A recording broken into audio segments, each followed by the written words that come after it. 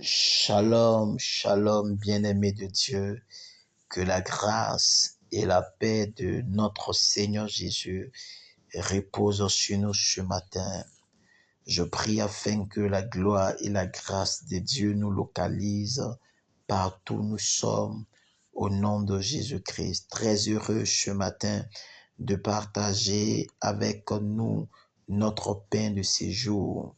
Je suis le pasteur Athanas pour le pain de séjour. Je voudrais bénir Dieu pour tous ces hommes de Dieu sur cette plateforme qui nous enseignent et qui apportent continuellement des exhortations pour édifier nos âmes. Que Dieu bénisse la vie de ses serviteurs et de ses servantes. Alors, notre thème du mois est « La mort ne sera plus ». Le mois de la semaine, protection contre la mort. Et le thème du jour, une église invincible, tiré du livre de Matthieu, chapitre 16, le verset 18.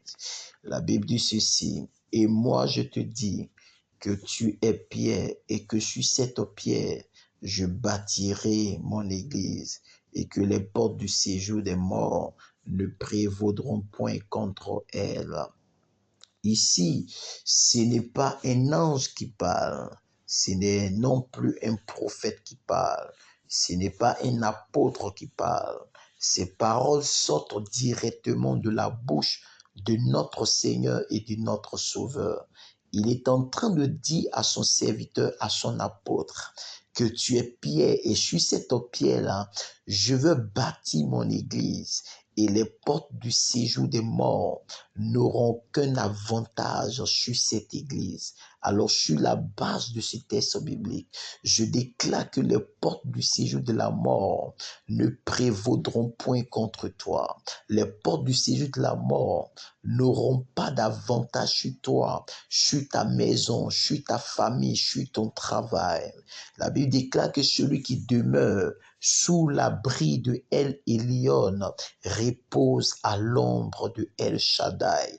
Tout ce mois de novembre est un mois de préservation et de protection. L'ange de l'Éternel campe autour de ceux qui le craignent et il les arrache au danger. Que Dieu t'arrache de tout danger en cette période au nom de Jésus-Christ de Nazareth. Église invincible. Qu'est-ce qu'une église? Tout d'abord, une église n'est pas un bâtiment ou un édifice quelconque.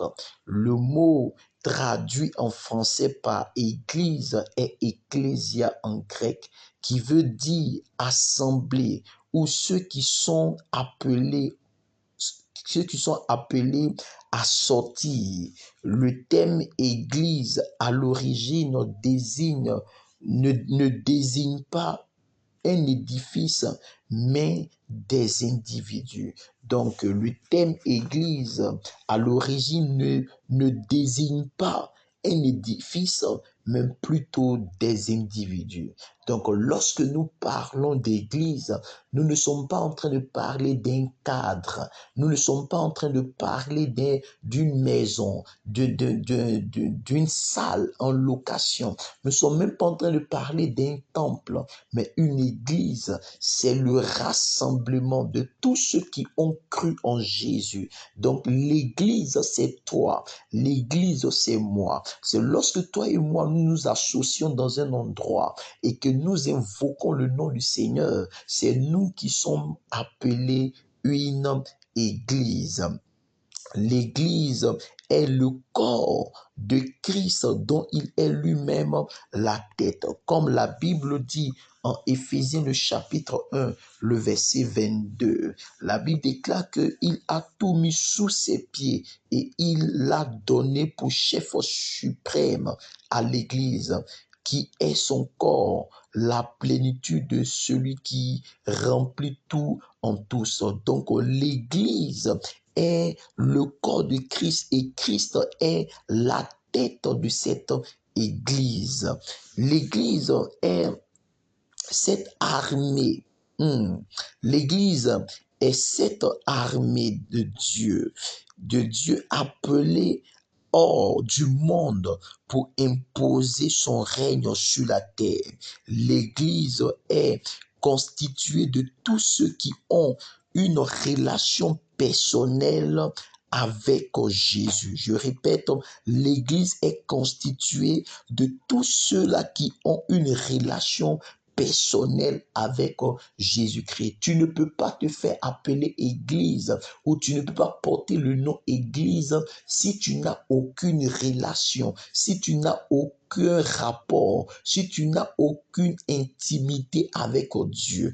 On appelle une église lorsque celle-là a une intimité et une relation avec Dieu. L'église est cette armée que Dieu appelle hors du monde pour imposer son règne sur la terre. Lorsque Dieu veut agir sur la terre, c'est par l'Église que Dieu passe pour imposer son règne sur la terre. L'Église est la voie légale par laquelle Dieu passe pour imposer son règne sur la terre. Donc l'Église est cette voie légale par laquelle Dieu passe pour imposer son règne sur la terre. Lorsque Dieu veut imposer son règne au milieu des royaumes, lorsque Dieu veut imposer son règne parmi les peuples, lorsque Dieu veut imposer son règne parmi les tribus, c'est par l'Église que Dieu passe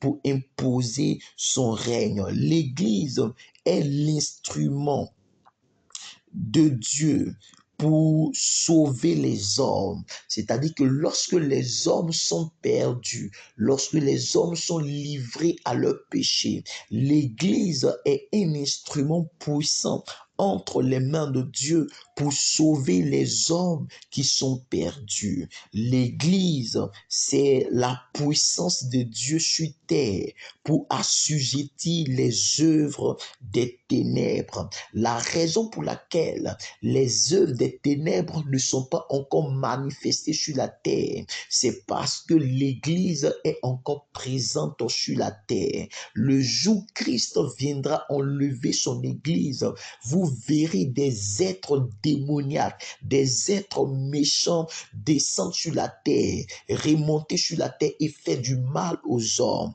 La présence de l'Église sur la terre empêche certaines puissances des ténèbres d'opérer sur la terre. Donc l'Église, c'est la puissance de Dieu sur la terre pour assujettir les œuvres des ténèbres. L'Église, c'est l'héritage que Christ a laissé aux apôtres jusqu'à nous. Donc, lorsque Christ est monté aux cieux, après avoir accompli sa mission, l'héritage qu'il a donné, oui, aux hommes, lorsqu'ils ont reçu le Saint-Esprit au jour de la Pentecôte, il les a donné l'Église comme héritage. Alléluia. Et cette Église invincible, et cette Église invincible, cette Église doit être invincible parce qu'elle n'est pas bâtie par la main d'un homme, mais par la main de Christ lui-même. L'Église doit être invincible parce qu'elle n'est pas bâtie par la main d'un homme, mais par la main de Christ. C'est quoi une Église invincible? C'est quoi une Église invincible? Une Église invincible, c'est une Église qu'on ne peut pas vaincre. Une Église qu'on ne peut pas dompter. Une Église qu'on ne peut pas dominer. C'est une Église qu'on ne peut pas soumettre parce que cette Église est invincible. Alors, l'Église que nous sommes, l'Église que nous représentons sur la terre, c'est une Église invincible. C'est une Église que personne ne peut dompter. C'est pourquoi, bien-aimé, je veux te dire en ces jours, parce que tu es une habitation de Dieu en esprit, tu es invincible. Tu ne dois pas être dominé. Tu ne dois pas être écrasé parce que tu es une Église vivante devant Dieu. Qu'est-ce qui peut fragiliser l'église de Dieu? Qu'est-ce qui peut fragiliser l'église de Christ?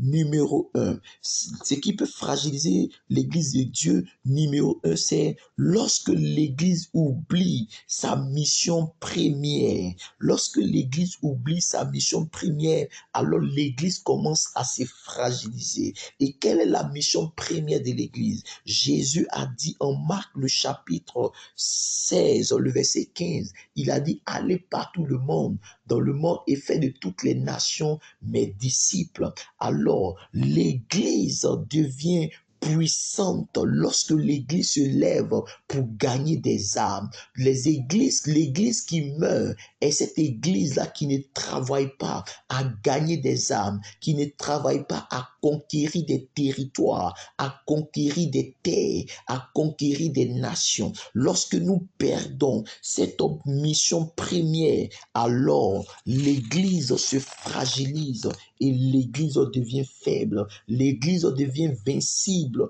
parce que elle a oublié sa mission première. La deuxième des choses que nous devons comprendre, c'est qui fragilise l'église, c'est lorsque l'église perd sa spiritualité pour s'attacher au manger et au boire. Lorsque l'église perd sa spiritualité pour s'attacher au manger et au boire, l'église devient vincible, l'église devient fragile, l'église perd son pouvoir. En Actes le chapitre 6, la Bible déclare que les hellénistes se plaignaient de la distribution qui se faisait chaque jour et cela commençait à causer des problèmes au milieu des enfants de Dieu. Donc le peuple avait commencé à s'attacher à tout ce qui est nourriture. Alors une église devient faible lorsque les gens s'attachent à la nourriture, lorsque les gens commencent à penser à ce qu'ils vont manger, à ce qu'ils vont boire,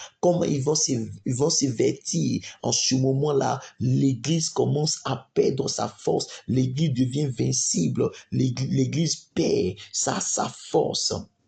Alléluia. L'église devient vincible lorsque il y a des divisions en son sein. Le troisième point, c'est que l'église devient vincible lorsqu'il y a des divisions dans son sein. La Bible dit clairement que un royaume qui est divisé contre lui-même ne peut subsister. Alors si l'église commence à être divisé en son sein, s'il y a des clans, des divisions au milieu de nous, alors l'église deviendra faible et Satan pourra vaincre cette église. Comment l'église devient une église invincible? La première des choses que je peux te dire, c'est que l'église devient forte et invincible lorsqu'elle s'attache à la prière. La Bible dit que prier sans cesse. Jésus a dit, veillez et priez afin de ne pas tomber dans la tentation. Alors lorsque nous devenons des hommes et des femmes de prière, nous devenons une église invincible. Le deuxième point que tu dois noter, c'est que l'église devient invincible lorsque l'église